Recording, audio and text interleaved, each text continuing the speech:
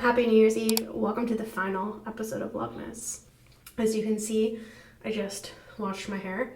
I am enjoying a makeshift espresso martini. We are having a party. I'm trying to stay awake and it's about, what time is it? It's about 7:20 and I need to stay awake for the night. So I thought what better way to close out Vlogmas 2023 with having a drink with all of you, your adult or non-adult beverage of choice, grab one, and also doing some answering of the Q&A that you left for me.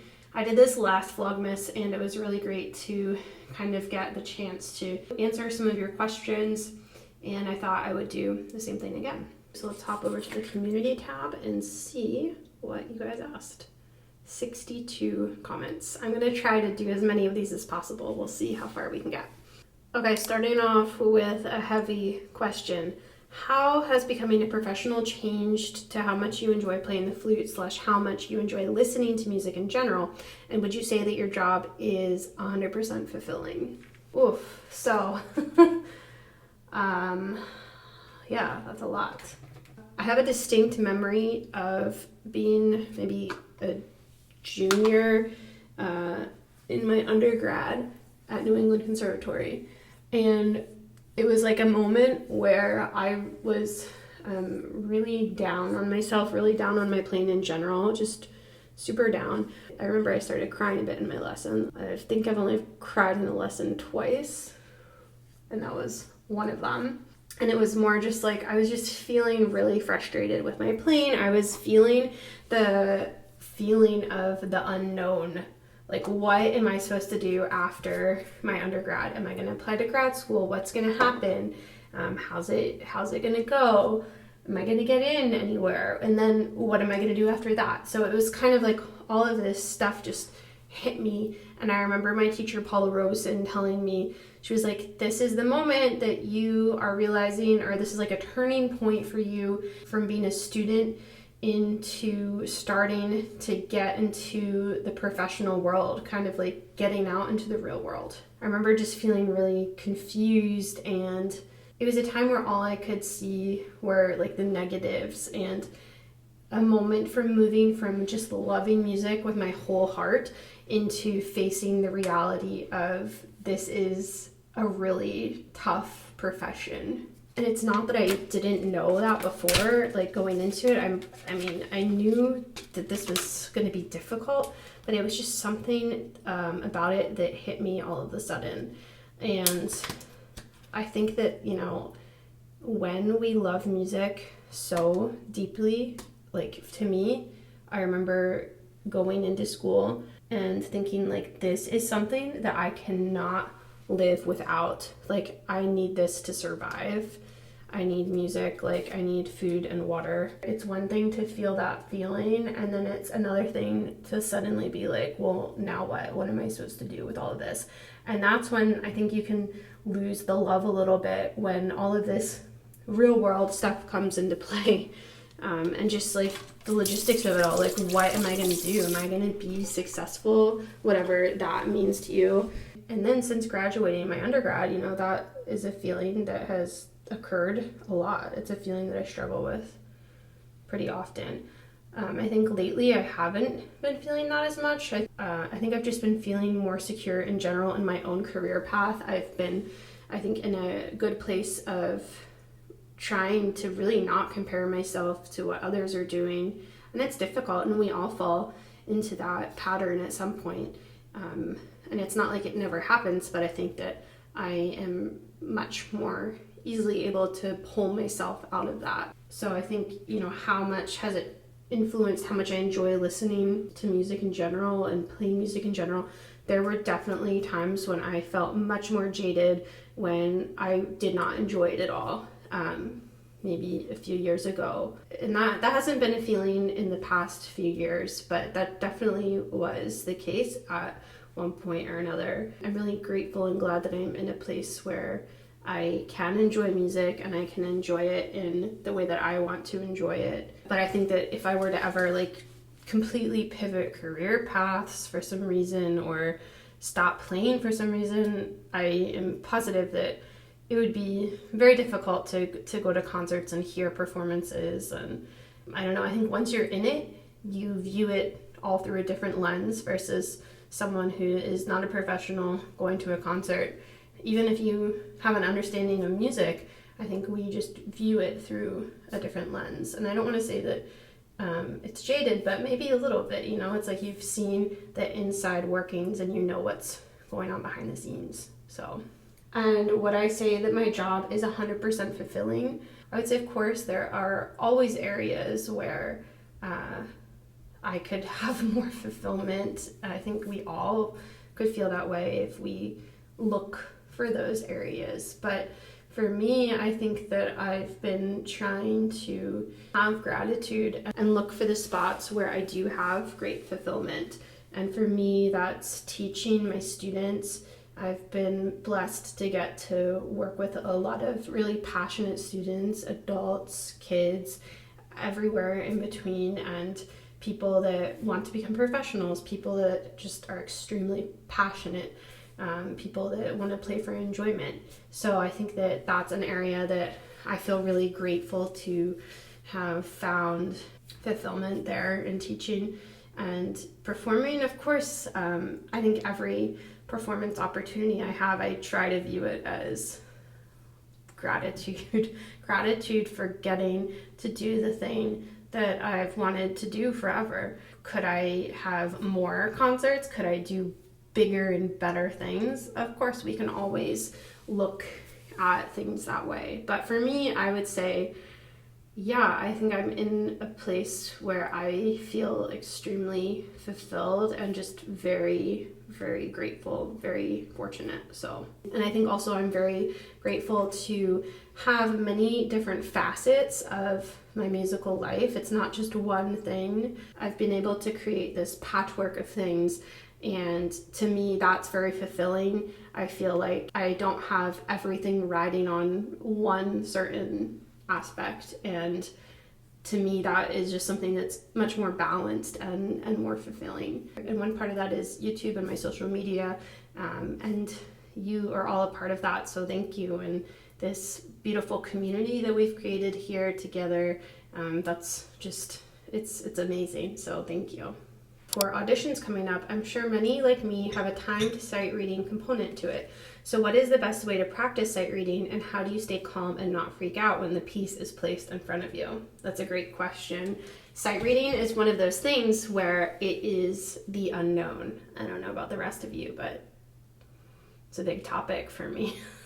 The unknown, it's scary, and it's even more scary when we're in an audition and we've tried to prepare our hardest, we've done everything we can, and then there is this unknown, uncontrollable aspect that we just have to go with no matter what it is. One of the best ways to prepare for a sight reading aspect of an audition is to practice sight reading. And of course, you cannot predict or practice the exact excerpt that they're going to give you, but you can practice sight reading. It's been in my notebook of video ideas for years to make a video about sight reading, so that's probably something that I will hopefully get to in the next couple of months or some point this year. But you can practice sight reading, and a great way to do that is to go to a website for flute players. There's flutetunes.com. You can click randomly show me a tune, and you could then sight read that. Just look at it for 30 seconds without playing your instrument. look at it visually, and then give it a go. They also have their MIDI files for I think most of the examples, if not all of them, or some sort of recording that you can then listen back and see, hey, where did I do okay? Where did things kind of go awry? Another way is to record yourself sight reading the excerpt and then listen back and follow along with the part and kind of grade yourself and see where things went well, where they didn't. But the more you can do it, the better. And for me, I am a person that likes to do things in a particular way. I'm sure a lot of you are like that out there. I think it's a trait of musicians. Like, we don't like to do things poorly. We don't like to just give half of our effort. But for sight reading, sometimes you just have to do the best you can and then you just leave the rest. The most important thing is that you just keep going. No matter what happens, you keep going. So I would say practice sight reading, and it's going to feel uncomfortable. It doesn't feel great to make mistakes, but that's how you learn and that's how you're going to improve. And I think another thing is when they put that paper in front of you, give yourself the full amount of time that they allow. Don't feel like you have to just rush into starting right away. And also knowing that the time passes so much more slowly when we're under a stressful situation. It feels like, I don't know, a minute has passed when it's only been 10 seconds. So really allow yourself to check out the key signature, check out the time signature, look for a tricky measure, see where you want to get your tempo from that trickiest measure. So I think just stay calm. How long did it take you to make a sound on the flute, and did you ever think of giving up on the flute? This is from Mochi Forever. I love your cinema roll profile picture, by the way. That's so cute. So when I first started the flute, it took me a while to get a good sound. I remember like during the preliminary part, when we tried the instruments, I think I was able to make a sound. I think if I wasn't, I don't know if I would have really ended up choosing the flute, but like when the band director helps you, Mrs. Casano, thank you for everything, shout out. But the band director would help you hold the instrument and just, make sure that your embouchure was set up right, that the lip plate was where it should be. It's a lot easier if someone's holding it for you and helping you in the beginning. And so I was able to make a sound then. But then after I started and I brought it home, it took me a long time to get a consistent sound, and I do remember almost giving up. It must have taken me about a month to really get a good sound. So don't give up. That's one of the morals of the story. Do not give up. Have patience. And for some people, it just comes more natural than others, depending on how your lips are formed, how your mouth is, everything. I think we don't realize that there's not one right way to play the flute or any instrument, but especially a wind instrument where there is so much internally going on that we can't even see. So it's gonna take time to get a good consistent sound, so don't give up.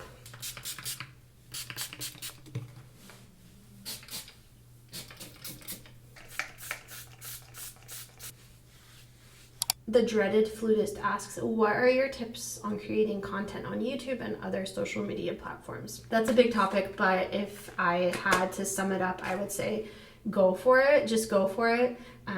Try not to let what others think or may be thinking get in your way, and be authentic. I would also say, don't let what equipment you have get in the way of starting to make videos. Most people have a smartphone, and that camera on your smartphone is good enough. The more we feel like we have to go out and get a camera, get a microphone, get this whole setup, that's getting in the way of actually just starting to make videos. Just do it. You don't have to have super fancy editing software. There's a lot of free editing softwares out there. But I would say, if you have something to say and you want to share it with others, just go for it. Getting started can often be the hardest part, and I think that that's also where people can get frustrated and stop. Like maybe their video doesn't get thousands and thousands of views, it doesn't go viral or whatever, but you're still building your community, and that's where people may give up and say, what's the point of this? But if you know the reason why you are creating, the reason why you want to put yourself out there, the community you're trying to build. Those are the most important things. So good luck. You've got this. You can do it. Just go for it. Mari C14 says, do you have any music camp recommendations for high schoolers?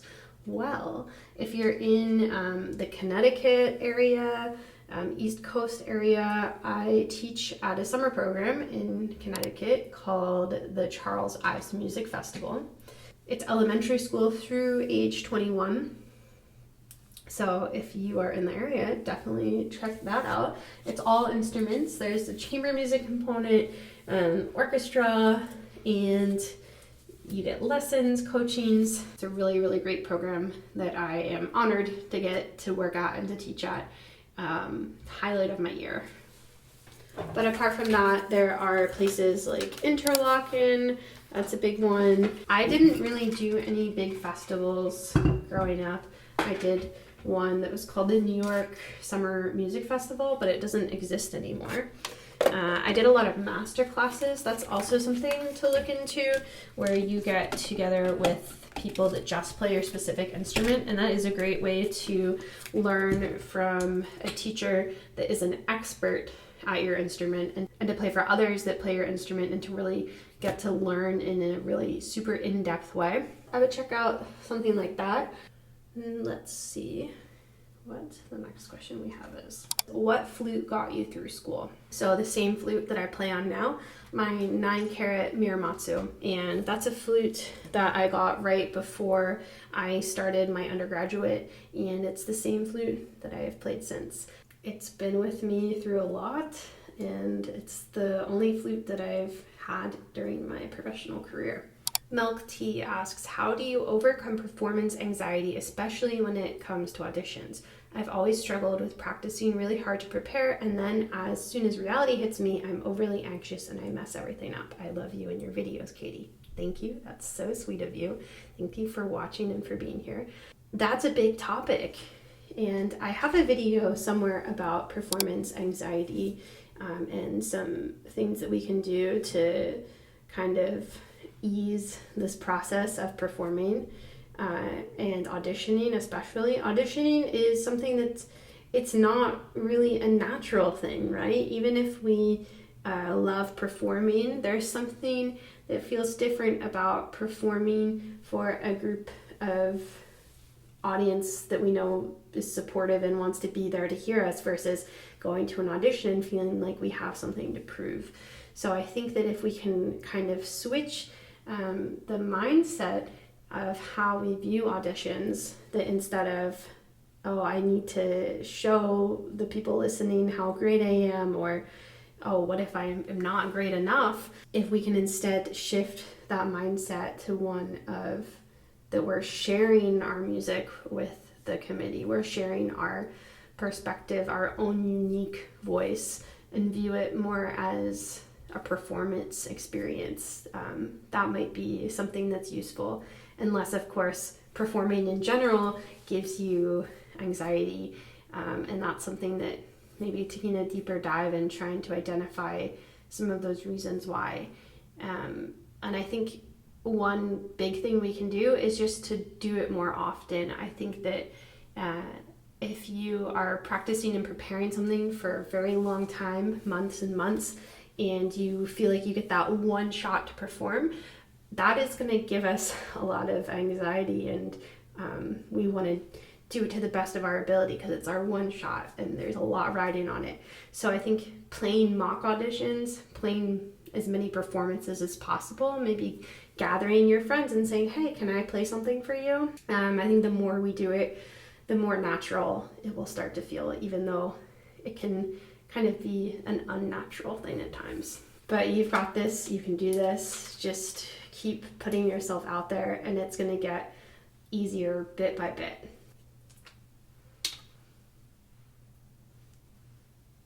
Savannah Norris 85, something that was emphasized in your musical training, and if so, how did you get comfortable doing it? I am a classically trained flute player who has begun exploring improvisation in the past year or so, but it gives me a bit of anxiety because it is not something that was encouraged in my training. It was not encouraged in my training until I took some jazz lessons a couple of semesters ago. I'm now playing in a funk band and I've been asked to solo, but I'm so nervous and uncomfortable with it still. First of all, congrats. That's awesome that you are putting yourself out there and doing something new. For me, improvisation was not something that I ever really had to do or have much experience in at all. I remember that I was in jazz band in middle school. I played piano in jazz band, and I was just basically playing chords the whole time. And when I got asked to improvise, I just like played some part of a Beethoven sonatina or something. My teacher's like, "Oh wow, that sounds like Beethoven." I'm like, it's because it is. So I think like I don't know a ton about it, and I would really love to learn to improvise. That's something on my bucket list. So there's a lot of theory involved and just like a general knowledge of harmonic structure and all of that needed. So maybe finding some resources to help with that, or seeking out a mentor that can really help you with this. But I think that just overcoming the fear of making a mistake, that could be something huge. Overcoming the fear of getting up there and just creating on the spot and just having to go with it, and no matter what happens, kind of like sight reading in that way. But I wish I would have done some practice with improvisation during my time at school, or taken some sort of like improv for non-majors class. I did have to play this gig over the summer. It was for a Midsummer Night Dream themed benefit in the Hamptons. And they requested that there was a group of us flute players. There were 4 of us, a group of flute players, and we had to wear white dresses to look very fairy-like, barefoot, and play improvised flute music on the grounds of this huge space for the guests as they walked by. And I just played a lot of pentatonic scales, and it was actually quite freeing. We had to do it for 2 hours, I think, and the time, it flew by. I felt like I was in this meditative trance, just improvising. And yeah, so that's the experience I have with improvising. And I do like to just noodle around sometimes and just try and see what happens. I think that we're so used to playing what's on the page in front of us that it does feel very strange, but it's good. Tone tips. How do you keep a good tone after playing for a long time? Usually when practicing, after like an hour or so, I'll find my tone is a little more airy and less clear than it was to begin with. And how do you keep a good tone when you're nervous for a solo or a concert? How do you manage nerves for a solo? Thanks. So lots of components to this question. I think that after playing for a long time, I think definitely make sure you're taking a break. It can be really fatiguing on our embouchure, all these very small muscles that are doing a lot of work. So definitely make sure to take breaks. See if taking breaks like that helps at all. But it is, after we play a lot, it can happen that things just like feel kind of shot and we're not in our best playing moment tone-wise. So I would say don't try to push past that. And for a good tone when you're nervous, that's a tricky one, because I think that sometimes what can happen is if we're really nervous, especially if we're physically feeling the effects of the nerves, like maybe our lips start to shake, we get that nervous vibrato. That is another thing, like I mentioned before, the more you can practice performing for others, the better. Trying to breathe through it, doing some practicing under circumstances that mimic a performance or mimic being nervous, doing a lot of jumping jacks and then trying to play a really slow controlled passage.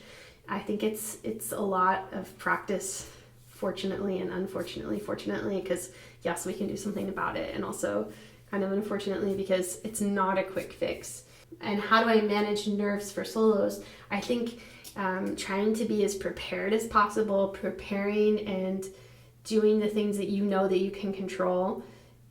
We can't control the performance itself, like we can't control the audience or the people around us. There's so many things that are not in our control, but we can prepare to the best of our ability. So I think the more prepared and the more you can feel confident in your ability and trust yourself, I think the better. And I think that also goes back to more mock performances, mock auditions, whatever it is that you're preparing for. The more you can practice doing it or mimicking the environment that it's going to be in, the better. A lot of times with nerves, it's something that we try to avoid, right? So, but maybe leaning into it a little bit, maybe saying, okay, I feel excited for this performance. Why am I feeling this excitement? Because I really care about it. And I think that if we don't feel excited and we don't feel anything, then it's kind of like, well, why are we doing it, right? So I think feeling a little bit of that is a good thing. But for me, I try not to really label it as nerves. I think the moment that I say I'm nervous, instead of, yeah, I'm excited, I'm looking forward to this, that's when maybe I can kind of give in to that fear in a way, especially if it's something that is a high pressure situation. So I've been answering your questions, but I have a question for all of you. What was your most fulfilling or exciting or memorable musical moment that happened in 2023? Let me know, leave it in the comments. I was trying to think about this for myself. There's a lot of them, I think. It's a good thing.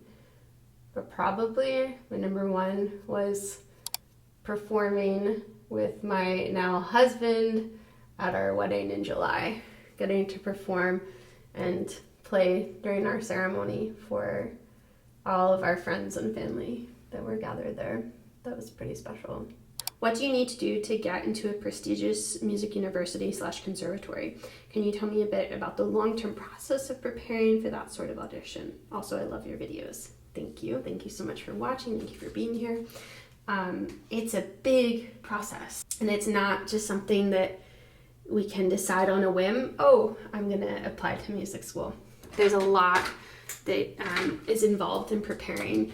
There's the preparation that you've been doing all the years that you've been studying your instrument, and then there's the deciding what you're gonna play for the audition, preparing that specific music.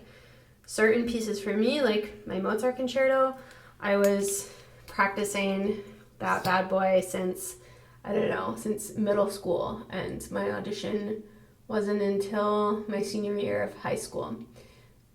So there's pieces like that you probably are gonna have in your repertoire for a very long time. And then there's other pieces that you'll maybe need to learn more specifically for the audition. But normally the preparation for that starts at least a year before, figuring out the schools that you want to apply to, figuring out what is on the rep list, and working on that music and working on it until you know it inside and out. It's a very competitive thing, especially for, the top music schools and conservatories, where, especially depending on your instrument, like with flute, there's so much competition to get into these places. So practicing and preparing and working on all that stuff with a private teacher is definitely maybe the biggest part of the process. Another thing would be that, if possible, it can be difficult to travel to the place. I know financially to have to take lessons, it's expensive. But if you can take a lesson with the prospective private teacher, the studio that you would like to get into, that's something that's very advantageous. It's great that they will get to meet you and hear you before the audition, but also for you to meet them. Maybe you get to your dream school and you realize that you're not a good fit with the teacher. So I think that, having that information before you spend even more time and money going to actually audition at the school, it's a really important thing.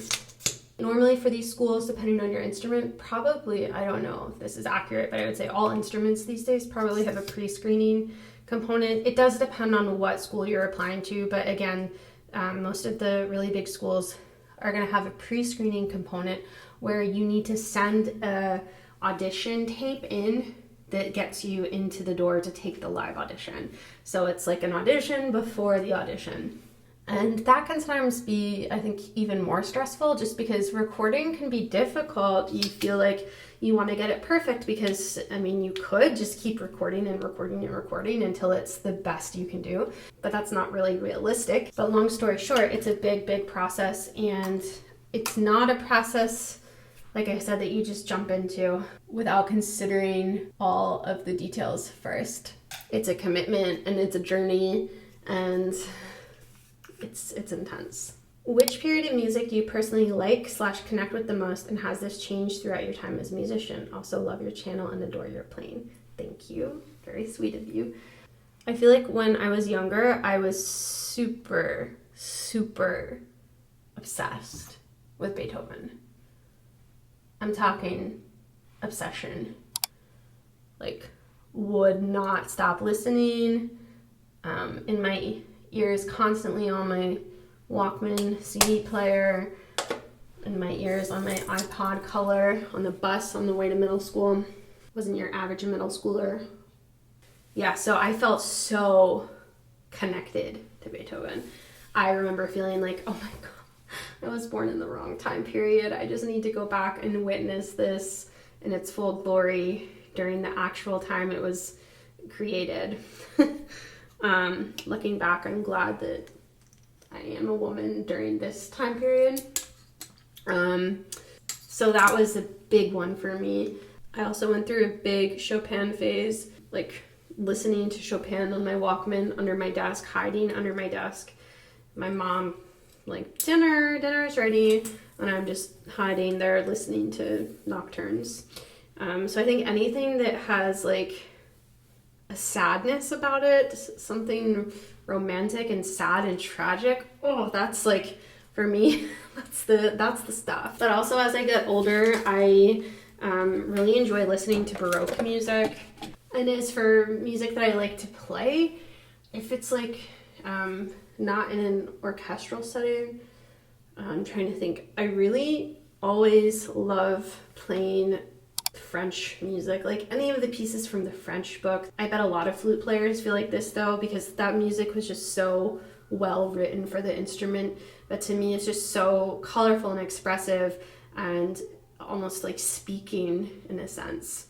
So I think any music that feels like that feels so like you're just putting it out there, heart on your sleeve type music, to me that's the stuff. But it is hard to pinpoint exactly what that is. I think there can be pieces like that from all time periods, and there's still music like that being written today.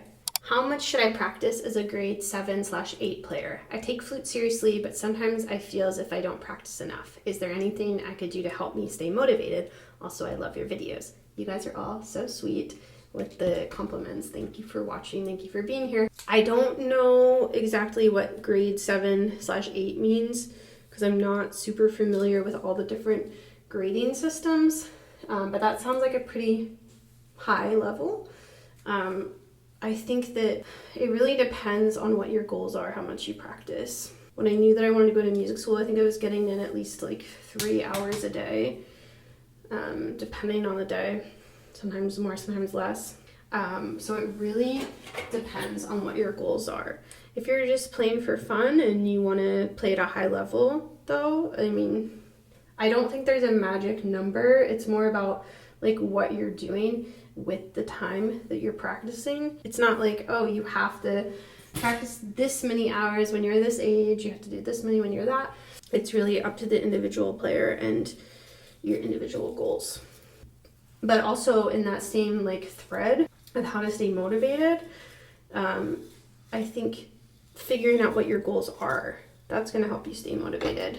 Motivation has to come from within, like no matter how much your teacher tells you to practice. And that's not the type of practice motivation that we want. We don't want it to come from an outside place. Maybe it's like, oh, we have this audition coming up and that's what's motivating us. That's fine.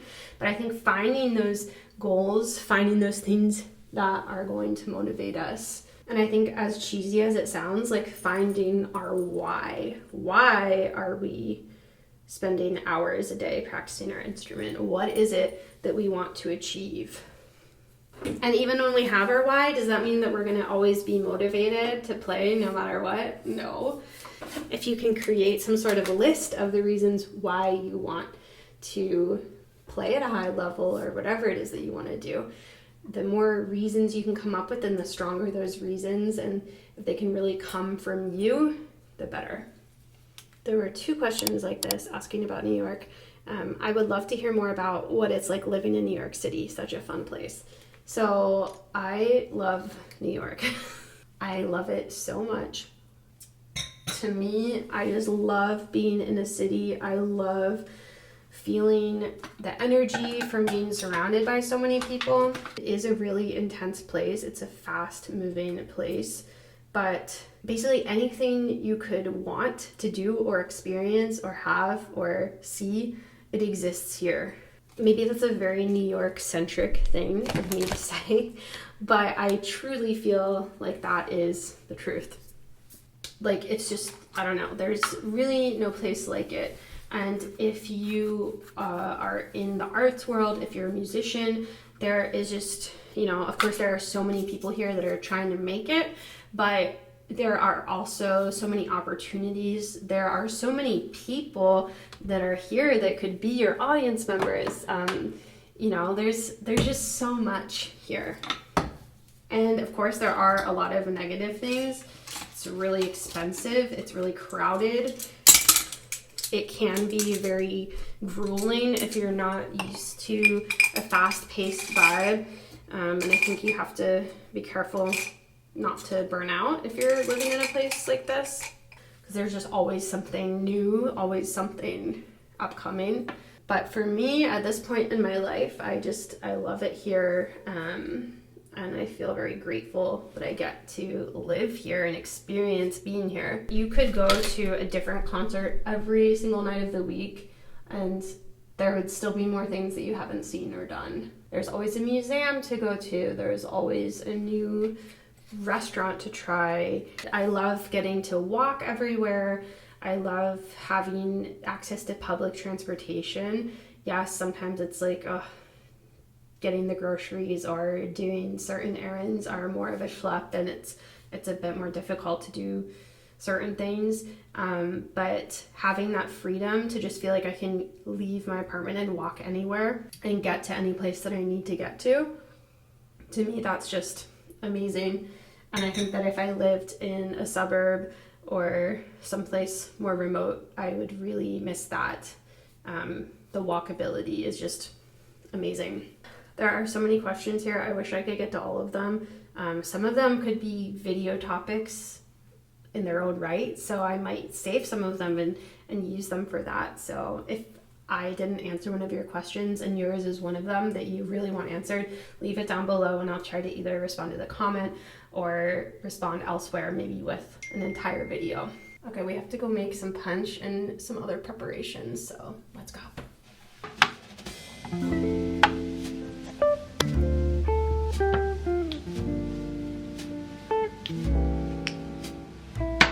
Okay, should we check out the outfit? It's a little Christmassy. I know it's New Year's Eve, but I don't know, it's still Vlogmas, it's still December. The Reyes Magos haven't even come yet, so I think that a little Christmas outfit is okay. We have until January 6th, right? A little sparkly red bow moment. Sweater and the skirt are from J. Crew, and the tights are vintage Capezio, aka my old dance tights.